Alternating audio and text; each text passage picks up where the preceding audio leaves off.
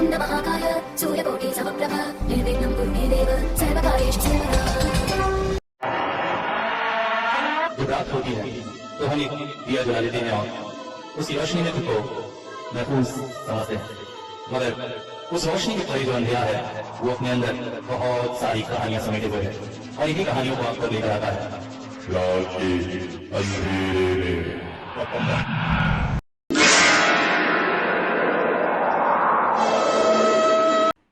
Hello दोस्तों, कैसा हो कि एक रात आप सो रहे हों और अचानक आंख खुले तो देखें आपके ऊपर आपका बहुत ही प्यारा पालतू जानवर बैठा हुआ है और आपको प्यार भरी नज़रों से देख रहा है, या फिर अचानक कमरे के कोने पर आपकी नज़र जाती है और आप देखते हैं कि आपका एक रिश्तेदार उस कोने में बैठा हुआ आपको देख रहा है। और तभी आपके दिमाग में बिजली सी कौंध जाती है कि ये कैसे हो सकता है, ये तो असंभव है, क्योंकि इस वक्त जिस पालतू जानवर और जिस रिश्तेदार को देख रहे हैं वो आज से कई दिन पहले मर चुका है।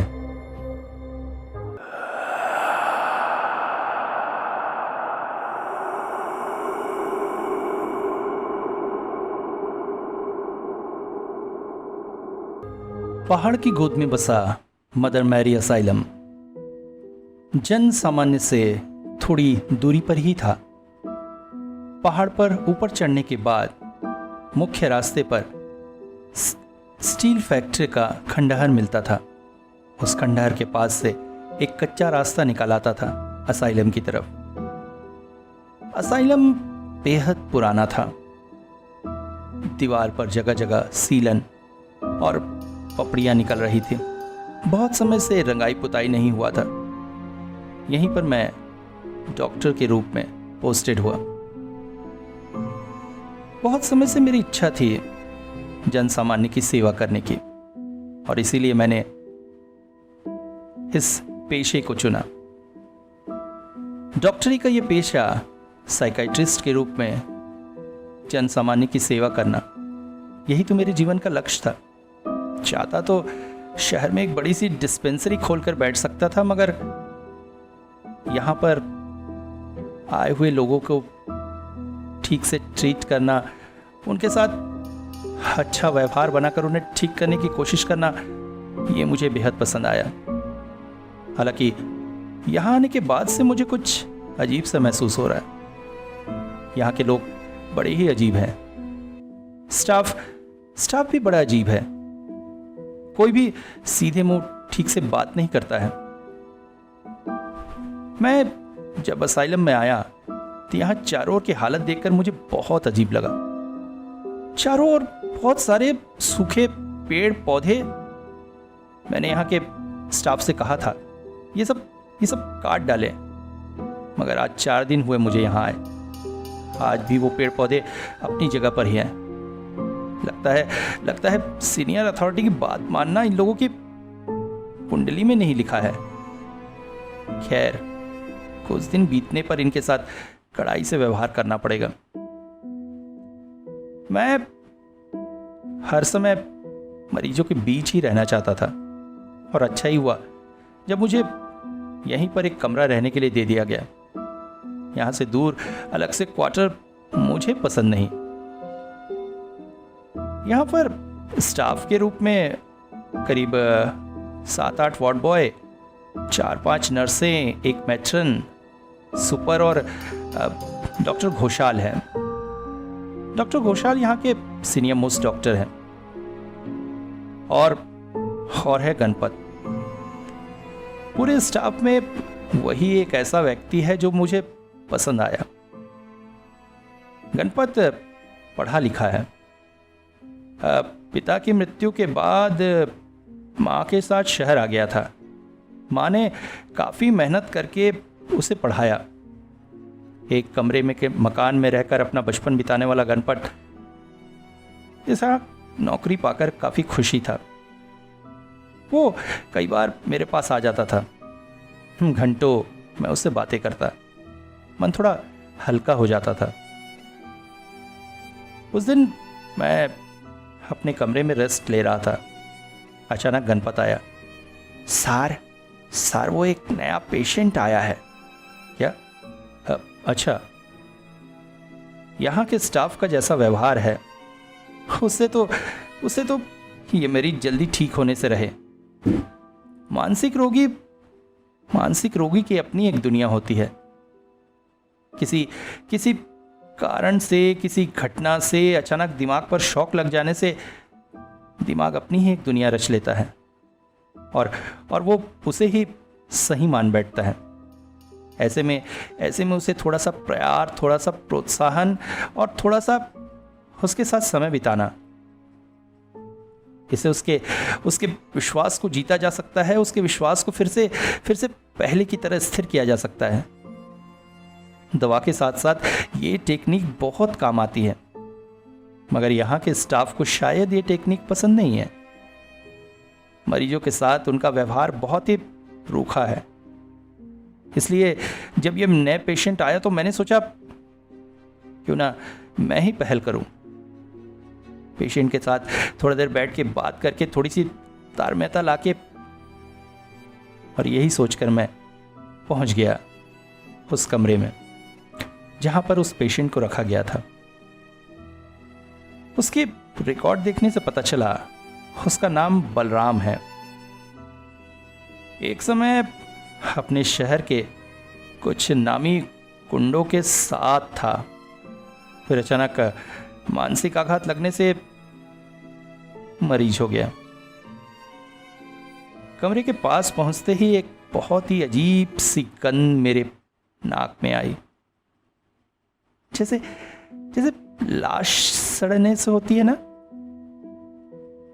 पर कुछ ही पलों में गायब भी हो गई। हॉस्पिटल का मामला है, ऊपर से ये सीलन भरे कमरे, हो सकता है मुझे कुछ भ्रम सा हुआ हो। जैसे ही मैं इस कमरे में प्रविष्ट हुआ, कमरे के अंदर एक 40 वाट का बल्ब जल रहा था। बल्ब की रोशनी में व्यक्ति सिर नीचे किए बैठा था। उसे देखने से थोड़ा अजीब सा लगा। शायद ल्यूकेमिया का मरीज था, साधारण शब्दों में जिसे सफेद दाग या सेतु रोग कहते हैं। शरीर सफेद सा था, बाल भी सुनहले रंग के, इसलिए उसका उम्र का अनुमान लगा पाना संभव नहीं था। मैं पास ही की कुर्सी में बैठ गया। तुम कहां से आए हो? कैसा महसूस कर रहे हो अभी? अचानक उसने नजरें उठाकर मेरी तरफ देखा। उफ, क्या नजरें थी उसकी। आंखें लाल, एकटक मेरी तरफ देख रहा था। अचानक चीख पड़ा, तो ये ना जिसने किशनगंज के रेल की पटरी पे सर्दी का आत्महत्या कर ली थी? हाँ, क्या कह रहे हो तुम? अचानक फिर वो सिर झुकाकर चुपचाप बैठ गया। अरे तुमने मुझे मरा हुआ कब देख लिया भाई? मैं तो जिंदा तुम्हारे सामने बैठा हूं। बड़ा अजीब लगा उसकी बातों में। अच्छा, अब तो विश्वास हो रहा है ना कि मैं जिंदा हूं, मैं तुमसे बातें कर रहा हूं। ये सब तुम्हारे साथ कब से शुरू हुआ? अचानक उसने मेरी तरफ फिर से देखा। तो तुम उनमें से नहीं हो? नहीं, किन में से? मुझे बड़ा अजीब सा लग रहा था। 2-4 बातें करने के बाद मैं उसके कमरे से चला आया। मैंने उसके अंदर बहुत सी बातें रिपोर्ट की और सोचा अगर इसका केस मुझे मिलता है तो मेरे लिए काफी लाभप्रद रहेगा। रात में मैं अपने कमरे में सो रहा था। मेरे कमरे से कुछ ही दूरी पर उसे अभी रखा गया था। मैंने कमरे के दरवाजे से उसकी कमरे की तरफ देखा। व्यक्ति व्यक्ति अपने बेड पर चुपचाप चादर ओढ़े पड़ा था, शायद सो रहा था। अंधेरे सीलन भरे कमरे में एक तरफ उसका बेड था और एक तरफ का बेड खाली था। कमरे की हल्की रोशनी में ठीक से कुछ समझ में नहीं आ रहा था। मैं सोने चला गया। अगले दिन मुझे पता चला उसका केस डॉक्टर सान्याल को दे दिया गया है। मेरे पास उसका केस नहीं आया। मुझे ये बात बहुत अजीब लगती है। हॉस्पिटल के बहुत से केसेस ही मुझे नहीं दिए गए हैं। जो 2-4 केसेस दिए गए हैं उनमें भी मुझे ज़्यादा हस्तक्षेप नहीं करना होता है।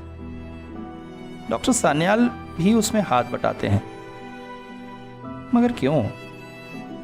वैसे व्यवहार में डॉक्टर सान्याल दूसरों से अच्छे हैं। सीनियर हैं मगर कभी सीनियर जैसा व्यवहार नहीं करते। गणपत के बाद एक वही तो है जो मेरे पास आकर मुझसे काफी सारी बातें करते हैं। उस दिन भी वो मेरे पास आए थे। मैंने बलराम के विषय में जो कुछ भी नोटिंग ली थी वो सब उन्हें बताई, मगर आश्चर्यजनक रूप से उन्होंने ऐसा व्यवहार किया जैसे जैसे मैं जो कुछ बता रहा हूं वो ध्यान ही नहीं दे रहे हैं या फिर ध्यान देना नहीं चाहते। उनका व्यवहार ऐसा था जैसे जैसे बलराम का केस कोई बहुत इंपॉर्टेंट ना हो। आखिर इन लोगों की ऐसे व्यवहार का कारण मुझे समझ में नहीं आता है। मैं न जाने क्यों रह रहकर बार बार बलराम की तरफ खींचा जाता था। मेरा मन कहता था अगर उसके साथ अच्छे से व्यवहार किया जाए, उसे अच्छे से प्रोत्साहित किया जाए तो वो जरूर ठीक हो सकता है। मगर केस तो मुझे नहीं मिला था ना।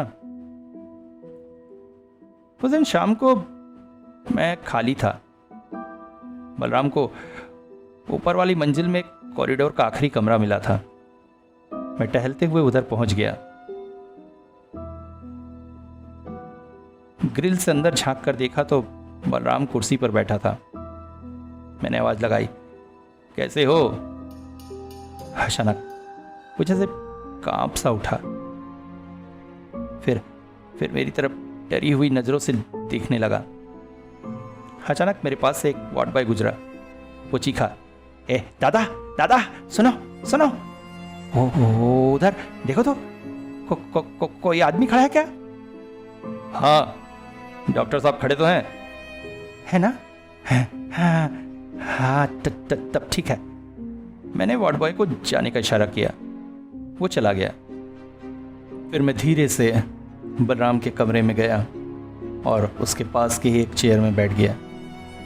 वह भी नीचे की तरफ सिर झुकाए हुए था। हालांकि केस डॉक्टर सान्याल के हाथ में था, मगर उसे थोड़ी बातचीत कर उसे प्रोत्साहित करने में तो कोई बुराई नहीं थी। और फिर उसकी बीमारी के बारे में अगर कुछ अच्छे नोट्स में निकाल पाया तो शायद डॉक्टर सान्याल की मदद हो जाए। बस यही सोचकर मैं उसके पास बैठा था। वैसे तुम्हारी परेशानी क्या है? और तुम मुझसे इतना डरते क्यों हो? क्या करूं साहब, समझ में नहीं आता है ना, कौन जिंदा है कौन मरा हुआ है। सब तो एक जैसे ही दिखते हैं। क्या मतलब? मतलब मुझे वो लोग दिखते हैं। कौन लोग? वही जो इस दुनिया से चले गए हैं और उस दुनिया में नहीं पहुंच पाए, बीच में अटक गए हैं। वो दिखते हैं मुझे। ये अभी कुछ दिनों पहले की बात है। मेरी एक पालतू बिल्ली थी, बहुत प्यारी, मुझे बहुत प्यार करती थी। एक दिन एक कुत्ते ने उसे काट चीर कर खत्म कर दिया। अपने इन्हीं हाथों से उसे कब्र दे के आया हूँ साहब। मगर आप विश्वास करोगे, हर रात को वो मेरे सर के पास आकर बैठी रहती है। उसकी वो हरी हरी आंखें एक टक मुझे देखती रहती है। हाँ साहब, हाँ साहब, ऐसे ही चलते फिरते उठते बैठते बाजार हाट सब जगह मुझे वो लोग दिखाई देते हैं। हाँ, वो जो डर से भरे हुए हैं, कुछ लोग घृणा से भरे हुए हैं, कुछ लोग प्रतिशोध से भरे हुए हैं, सब भटक रहे हैं यहीं आसपास। समझ में नहीं आता है कौन जिंदा है कौन मर चुका है। बस इसीलिए साहब, बस इसीलिए। ओ, तो इसीलिए तुम्हें ऐसा लगा कि मैं किशनगंज की रेल की पटरी पर सर देकर मर गया था? नहीं भाई, मैं पूरी तरह से जिंदा हूँ, समझ गए? हाँ साहब, समझ गया। मुझे तो अब अपने आप से भी डर लगता है। इस कमरे में भी वो है साहब, इस कमरे में भी वो है। मन करता है आत्महत्या करके अपनी जिंदगी खत्म कर लूं। ओह, आत्महत्या की टेंडेंसी। इस विषय को डॉक्टर सान्याल को बताना पड़ेगा। हालांकि यहाँ का पहरा कड़ा है, वो ऐसा कुछ कर नहीं पाएगा, मगर ऐसे पेशेंट को इतनी सावधानी से रखना तो बेहद जरूरी है। यही सब कुछ सोचकर मैं कुछ नोट्स बना लाया। सोचा डॉक्टर सान्याल जब आएंगे तो उनको बताऊंगा। हालांकि वो मेरी बातों को इतनी सीरियसली नहीं लेते हैं, मगर मेरा तो फर्ज बनता ही है ना। फिर उसने बलराम से पूछा, कोई नशा वशा तो नहीं करते? एक्चुअली होता यह है कि इंसान जब बहुत ज़्यादा नशा करता है तो उसके चलते उसके लीवर ख़राब होने से ठीक से फंक्शन नहीं कर पाता है। ऐसे में टॉक्सिन्स शरीर में मिल जाते हैं और फिर अजीब अजीब तरह के हैलुसिनेशन होते हैं। मगर बलराम का जवाब ना में ही था। तभी अचानक डॉक्टर जैन को वही तेज बदबू फिर से नाक में आई। कमरे के आसपास देखा तो कुछ भी नहीं था। वो तुरंत ही उठकर अपने कमरे में आ गए। कमरे में आकर मन ही मन उस केस को सोच रहे थे। कैसा लगता होगा जब अपने कोई बहु परिचित मरे हुए लोग सामने दिखाई देते होंगे। ऐसे बहुत से केसेस उसने देखे हैं, इसमें कोई बहुत बड़ी बात नहीं है। उसने देखा है कई लोगों को हेलुसिनेशन होता है कि उसके अपने कहीं चले गए हैं, उनकी जगह कुछ और लोग आ गए हैं, या फिर उनके अपनों पर कोई मारने वाला है, या फिर कोई छुप कर हर समय उन पर नजर रखता है। बड़े अजीब होते हैं इन लोगों के हेलुसिनेशन। और अचानक उन्हें क्या हो गया था? कमरे में इस तरह की बदबू कहीं उसके साथ रहते रहते उनमें भी ये टेंडेंसी तो नहीं आ जा रही? ये क्या सोच रहा है वो एक साइकाइट्रिस्ट है। मरीजों का इलाज करना उसका काम है। नहीं कि ये सब कुछ चीज होती ही नहीं है। इंसान जब मर जाता है तो उसका अस्तित्व खत्म हो जाता है। फिर वो किसी रूप में किसी के सामने कैसे दिखाई दे सकता है? नहीं, ये सिर्फ उनका हेलुसिनेशन है और कुछ नहीं। और इस बात को उसे दिमाग में रखते हुए बलराम की जितनी मदद हो सके करनी हो। उस रात में गहरी नींद सो रहा था कि अचानक दरवाजे पर दस्तक हुई। मैं थोड़ा सा चौंका, फिर लगा शायद मेरे मन का भ्रम है। तभी अचानक पास वाली खिड़की से गणपत की आवाज आई, सार थोड़ा उठिए ना सार। मैं चौंक पड़ा। आंखें खोलकर खिड़की की तरफ देखा तो गणपत बहुत ही टेंशन भरे चेहरे से मेरी तरफ देख रहा था। सर, वो नया मरीज, उसकी हालत खराब हो गई है सर। तेज बुखार है, ब्लड प्रेशर भी ऊपर की तरफ 170 पहुंच गया है। आप थोड़ा आकर देखिए ना सर। मैं हड़बड़ाकर उठ गया और जल्दी से अपने कमरे का दरवाज़ा खोल के बाहर निकला। गणपत अब मेरे दरवाजे के सामने आ चुका था। मैं उसके साथ तेज कदमों से चलने लगा। मैंने जैसा सोचा था वही हुआ। गणपत मुझे बलराम के कमरे में ही ले गया। नया मरीज मतलब अभी वही है यहाँ। कमरे के अंदर पहुंचकर देखा तो वार्ड बॉय और नर्स भी पहुंच गए थे। सभी बलराम को किसी तरह से उठाकर बेड पर लेटाने की कोशिश कर रहे थे। वो अचानक ही मेरे कमरे में प्रविष्ट होते ही अपनी अनबुंदी आंखों से मुझे देखकर बलराम चीख पड़ा, नहीं जाओ, इसे बाहर ले जाओ, ये नहीं चाहिए मुझे मेरे कमरे में, जाओ। अरे बलराम क्या हुआ? मैं कहकर मैं उसकी नब्ज देखने लगा। और तभी वो सबसे असाधारण बात हुई। अचानक मेटन कमरे में आई और चीख पड़ी, आप यहां क्या कर रहे हैं? आप अपने कमरे में जाइए। अरे कैसी बात कर रही हो? इसकी इतनी तबीयत खराब? इसको डॉक्टर सान्याल हैंडल कर रहे हैं और वो कल सुबह आकर उसे देख लेंगे। आप यहां से चले जाइए, ये आपका पेशेंट नहीं है। क्या बकवास कर रही हो? और अगर कुछ हो गया तो उसको देखने के लिए हम लोग हैं। ठीक है, तो ये बात आप याद रखिएगा।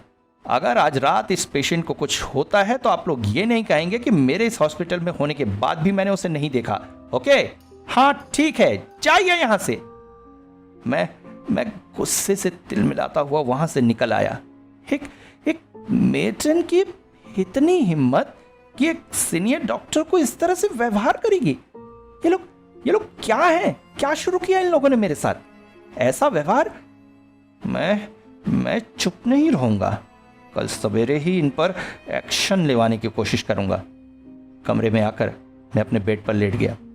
हालांकि रात भर नींद नहीं आई और मैं तिल कर चिढ़ता रहा। आज जिस तरह का व्यवहार मेरे साथ किया गया था और जिस दिन से मैं इस हॉस्पिटल में आया हूं, उस दिन से लोगों का जो व्यवहार है ये अब सहन करने लायक नहीं है। मगर क्या मेरे कुछ कहने से कोई असर होगा? कहीं सुपर और ये सब मिलकर ही? तभी मेरे दिमाग में कुछ और ख्याल भी कूदने लगे। आखिर चल क्या रहा है इस हॉस्पिटल में? ये लोग सब इस तरह से व्यवहार क्यों करते हैं? मैं तो मरीज को ठीक करने की कोशिश कर रहा था और मुझे रोक दिया गया। कहीं ये सब आपस में मिले हुए तो नहीं है? इस जनबस्ती से दूर एक सुनसान से माहौल में इस रंग उधड़े से हॉस्पिटल में ये लोग मरीजों को ठीक करने की कोशिश नहीं करते हैं। आज तक मैंने किसी मरीज को ठीक होकर वापस जाते भी तो नहीं देखा है। तो क्या ये लोग पागलों को यहां पाल कर रखते हैं? मगर क्यों? क्या लक्ष्य इन लोगों का? कहीं कोई अनैतिक असामाजिक क्रियाकलाप तो यहां नहीं चल रहा है? या फिर उससे भी कुछ क्रूर और भयंकर? नए लोगों पर विश्वास नहीं किया जा सकता है, इसलिए उसे इस तरह से दुर्व्यवहार किया जाता है ताकि या तो वो जॉब छोड़कर चला जाए या फिर धीरे धीरे इनसे मिल जाए और फिर उसे सच्चाई बताएंगे। गणपत भी मुझसे जैसे कुछ कहना चाहता है मगर कह नहीं पाता है। हमेशा डरा सा रहता है। आखिर चल क्या रहा है इस मदर मैरी असाइलम में? जो भी हो, मुझे पता तो लगाना होगा, क्योंकि आज के इस अपमान का मैं बदला इनसे जरूर लेकर रहूंगा। अगले दिन सुबह गणपत से पता चला बलराम की हालत खराब है। डॉक्टर सान्याल के आने पर मैं उनके पास गया और रात में मैट्रन द्वारा किए हुए व्यवहार की शिकायत की। मगर आश्चर्य, बजाय एक्शन लेने के डॉक्टर सान्याल ने मुझे ऐसे बातें की जैसे किसी बच्चे को बहलाया जाता है, जैसे कहना चाह रहे हो कोई बात नहीं, हो जाता है, छोड़ो। मतलब डॉक्टर सान्याल भी इनके साथ मिले हुए हैं। मैं इन्हें इतनी आसानी से नहीं छोड़ूंगा। हॉस्पिटल के एक एक बंदे को मैं। इसके बाद दिन बीतने लगे। मैं दोबारा फिर बलराम के कमरे में कभी नहीं गया। मैट्रन की बातें मुझे चुभती थी।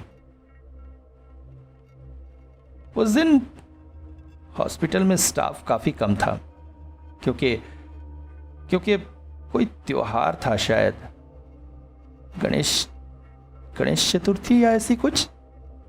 बहुत से स्टाफ अपने घर गए हुए थे। यहां कैंटीन में एक पुराना सा टीवी है। सवेरे से उसमें तूफान के आने की चेतावनी चल रही थी। दोपहर तक हालात देखकर समझ में आ गया था कि तेज आंधी और बारिश आने वाली है। आसमान में रह रहकर बिजलियां गरज रही थी, तेज हवाएं चल रही थी। मैं अपने कमरे में बेड पर लेटा था। मेरे कमरे के बाद थोड़ी दूर तक घास का एक मैदान है और उसके बाद से रास्ता शुरू होता है। आंधी की शुरुआत में हल्की बूंदाबांदी से ही सारी घासें जमीन पर लौट गई थी। उसके बाद तेज हवा के चलते धूल का ऐसा गुबार उठा कि घास के उस मैदान के पार कुछ भी नहीं दिख रहा था। फिर तेज हवा और बारिश शुरू हो गई। मैं उठकर तुरंत ही अपने कमरे की खिड़कियां बंद करने लगा। फिर बचे स्टाफ के साथ मैंने बाकी जगह की खिड़कियां, दरवाजे वगैरह बंद किए। अचानक मुझे बिजली की गर्जन के अलावा भी कुछ आवाज सुनाई दी। मैं चौंका। ये तो किसी के फफक के रोने की आवाज थी। मेरे कदम खुद ब खुद सीढ़ियों पर चढ़ने लगे। ये आवाज सीढ़ियों के ऊपर से ही आ रही थी। इसी कॉरिडोर में आखिरी कमरा बलराम का है और अब मुझे पूरी तरह से स्पष्ट हो गया था कि आवाज बलराम के कमरे से ही आ रही है। मैं धीरे धीरे बलराम के कमरे की तरफ बढ़ चला। जैसे ही कमरे के दरवाजे पर मैंने पैर रखा, मेरा शरीर अजीब सी सिहरन से भर उठा। बलराम रो रहा था, मगर ये अजीब सा क्रंदन था उसका। उसकी आंखों से आंसू निकल रहे थे, मगर उसके चेहरे पर जैसे हसीन शांति के भाव थे। मैं दरवाजे पर पहुंचकर बोला, क्या हुआ बलराम, क्यों रो रहे हो? उसने एकटक मेरी तरफ देखा। उसकी आंखों में एक अजीब से भाव थे। ऐसा लग रहा था जैसे कोई उसके शरीर की हड्डियों को तोड़ रहा है और उससे उसको असहनीय दर्द हो रहा है, मगर उसके बाद भी वो अपने चेहरे पर उस दर्द को नहीं लाना चाहता है। या फिर उसके रीढ़ की हड्डी में कोई चाकू घुसेड़ रहा है और उससे उसे असहनीय दर्द हो रहा हो। तभी अचानक लाइट चली गई। चारों तरफ घना अंधेरा हो गया। बाहर चमक रही बिजली की रोशनी में मैंने कमरे के अंदर जो कुछ देखा, उसे देखकर मैं चौंक सा पड़ा था। बलराम के अंगूठे को छोड़कर बाकी सभी उंगलियों पर घाव थे, बड़े बड़े घाव जिनसे खून रिस रहा था। और तभी मेरा ध्यान गया कमरे के आसपास की दीवार पर। अंधेरे में स्पष्ट में पढ़ नहीं पा रहा था, मगर वहां कुछ लिखने की कोशिश की गई थी। ओह, बलराम ने अपने हाथों के नाखूनों से कमरे की दीवार को कुरेद कर कुछ लिखने की कोशिश की थी और इस भयानक प्रयास में उसके हाथ के नाखून और मांस तक कमरे की दीवारों में धंस गए थे। ओह, उसे कितनी असहनीय पीड़ा हो रही होगी। मुझे तुरंत ही स्टाफ को बताना होगा ताकि उसे कुछ फर्स्ट एड दिया जा सके। मैं दौड़कर स्टाफ को बताने के लिए आगे बढ़ा और अचानक मुझे महसूस हुआ कि उस जगह पर हम दोनों के अलावा भी कोई है, कोई तीसरा, जो बलराम के कमरे के अंदर था। मैं घबरा उठा और दौड़कर कॉरिडोर में जाकर चिल्लाया, नर्स, व्हाट बॉय, इधर आओ जल्दी। मगर ये क्या, कोई आवाज नहीं। ऐसा लग रहा था जैसे पूरा कॉरिडोर सन्नाटे से भर गया है। हालांकि आज स्टाफ कम थे, मगर इतने भी कम नहीं कि मेरी आवाज पर कोई आए नहीं। मैं दौड़कर आगे गया और सीढ़ियों के पास फिर से आवाज लगाई, मगर कोई आवाज नहीं। फिर मैं दौड़कर आसपास के सेल में देखने लगा, एक भी पेशेंट नहीं। ये कैसे हो सकता है? पूरे इस बड़े से हॉस्पिटल में इस वक्त मेरे और बलराम के अलावा कोई नहीं। हमें इस वीरान से अस्पताल में पहाड़ी के ऊपर जनसामान्य से दूर अकेला छोड़ दिया गया है। ये कैसे हो सकता है? तभी अचानक मेरा शरीर सिहरन से भर उठा। मेरे पैरों पर कुछ लिपट गया था। क्या? तभी बाहर करके एक बिजली की रोशनी में मेरी नजरें मेरे पैरों पर पड़ी। मैंने देखा बलराम मेरे पैरों से लिपटा हुआ पपक कर रो रहा है। बचा लो मुझे बचा लो। मैं झुककर उसे पकड़ता, इससे पहले ही अचानक जैसे अंधेरे में से कुछ आया और उसे पकड़कर मुझसे दूर उसके सेल में ले गया। मैं चौंक पड़ा। ये क्या था? मैं तेज कदमों से दौड़कर बलराम के सेल की तरफ गया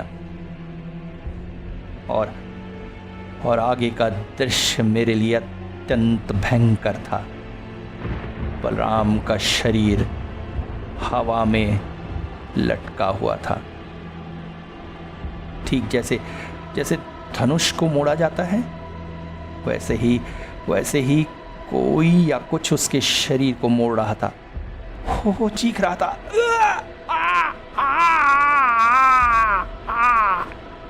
मैं असहाय सा ये सब दृश्य देख रहा था, क्योंकि मैं उसे नहीं देख पा रहा था जो ये सब कर रहा है। मगर ये क्या हो रहा है?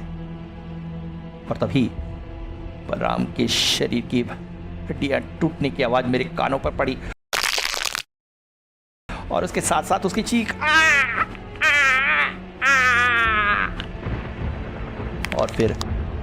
और फिर उससे भी कुछ भयानक हुआ। किसी ने ऐसा लगा जैसे धोबी कपड़े धो रहा हो, वैसे ही बलराम के शरीर को जमीन में पटकना शुरू किया। उसके शरीर की हड्डियों की टूटने की आवाज मेरे कानों में पड़ रही थी। और फिर अचानक सामने की दीवार पर उसे दे मारा गया। उसकी खोपड़ी के फूटने की आवाज मेरे कानों में पड़ी और अगले ही पल मैं बेहोश होकर वहीं पर गिर पड़ा। होश आया तो मैंने खुद को बंधा हुआ सा महसूस किया। चेहरे पर भी कुछ था। हड़बड़ाकर उठने की कोशिश की, मगर उठ ना सका। मेरे चेहरे पर ऑक्सीजन मास्क थी, हाथों में सलाइन चेन थी और इस वक्त मैं अपने कमरे में ही था। मैं यहाँ पास में लगे उस सफेद पर्दे को देखकर मैं घबरा उठा था। मैं कुछ कहना चाहता था, मगर कह नहीं पा रहा था। पर्दे के उस पार कोई थे।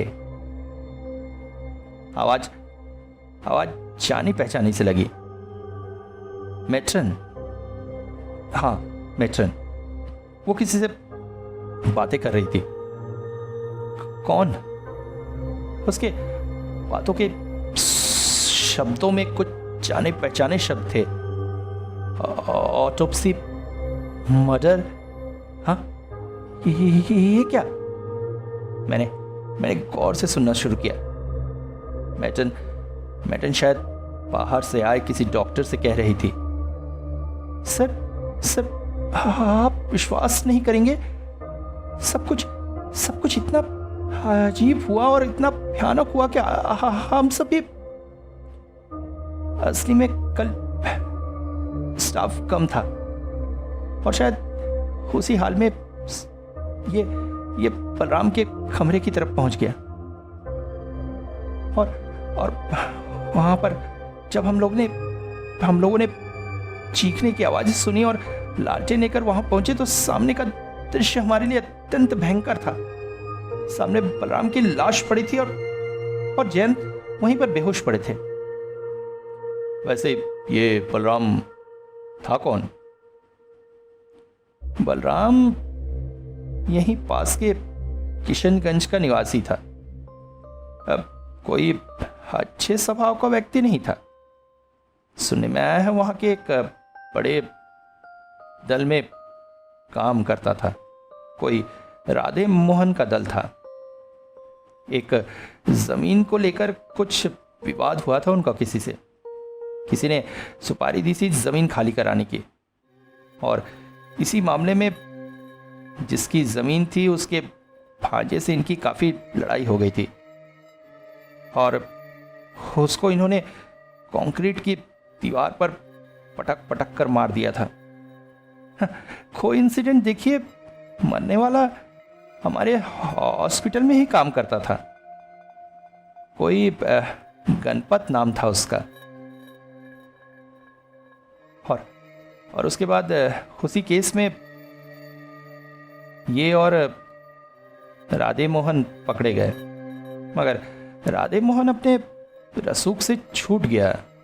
इसे उम्र कैद की सजा हुई।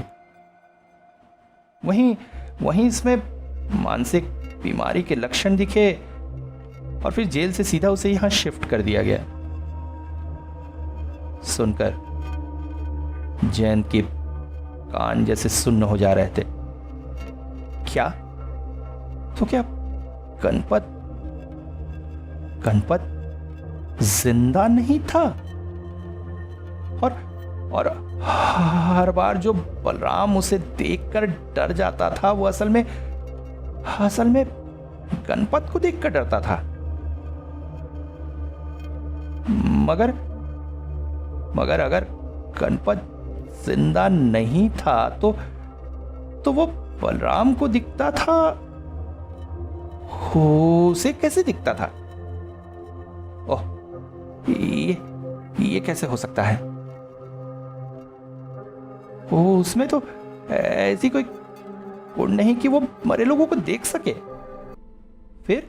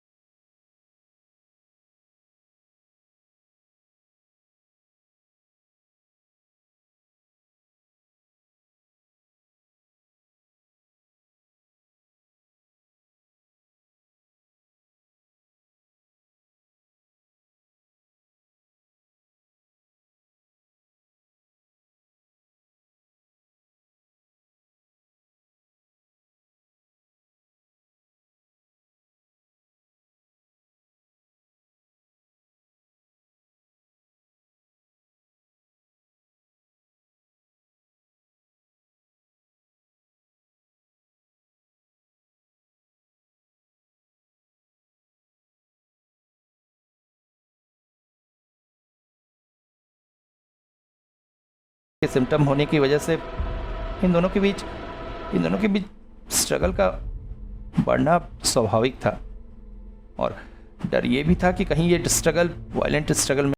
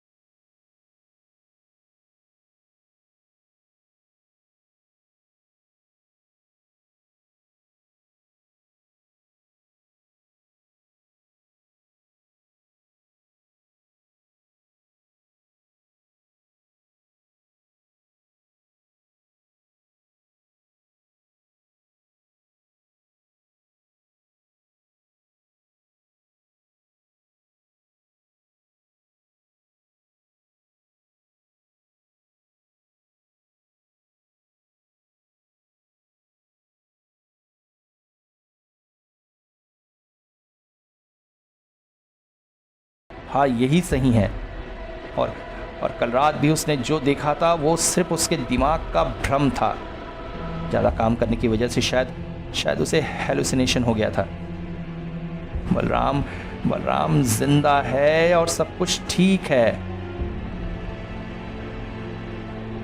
और उसके बाद का प्रमाण वो तो है। वो तो खड़ा है बलराम उसकी खिड़की के बाहर।